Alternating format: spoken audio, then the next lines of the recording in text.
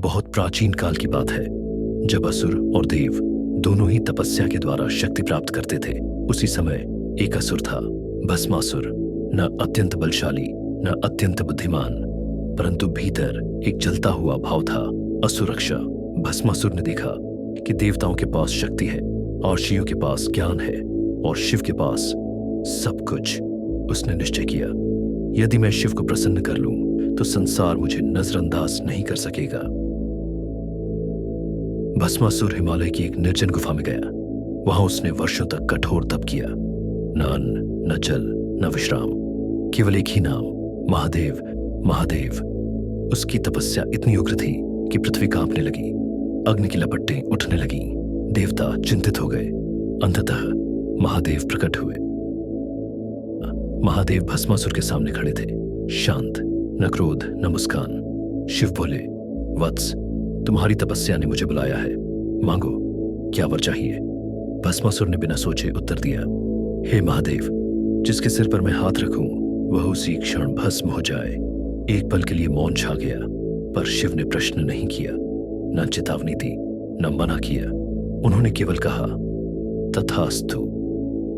परंतु यह कोई सामान्य वरदान नहीं था, यह शक्ति नहीं, उत्तरदायित्व था। शिव जानते थे, यदि इसके भीतर विवेक है तो यह वरदान धर्म बनेगा, यदि नहीं तो यही इसका अंत बनेगा। भस्मासुर ने जैसे ही वर पाया, उसकी आंखों में भय और अहंकार दोनों जाग उठे। उसी क्षण उसके मन में विचार आया, यदि मैं स्वयं शिव को भस्म कर दूं तो मुझसे बड़ा कोई न रहेगा। और वह दौड़ पड़ा। भस्मासुर पीछे था और शिव आगे चल रहे थे। यह दृश्य अद्भुत था। जो एक क्षण में संहार कर सकते थे वही भागते दिखाई दे रहे थे। पर शिव क्यों नहीं रुके? क्योंकि शिव अपने दिए वचन से पीछे नहीं हटते, चाहे वह वचन स्वयं शिव के लिए संकट क्यों न बन जाए। शिव का धर्म था वचन की रक्षा।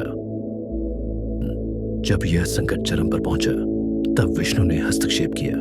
विष्णु मोहिनी रूप में प्रकट हुए, न छल के लिए, न अहंकार के लिए, बल्कि संतुलन के लिए। मोहिनी ने भस्मासुर को नृत्य में उलझाया और नृत्य में एक क्षण ऐसा आया जब भस्मासुर ने स्वयं अपने सिर पर हाथ रख दिया और उसी क्षण वह भस्म हो गया। भस्मासुर का अंत हुआ, पर कथा समाप्त नहीं हुई। शिव शांत खड़े थे, क्योंकि यह कथा शक्ति की नहीं थी, यह कथा विवेक की थी। अंतिम सत्य, शिव ने भस्मासुर को न मारा, उसके कर्मों ने उसे मारा।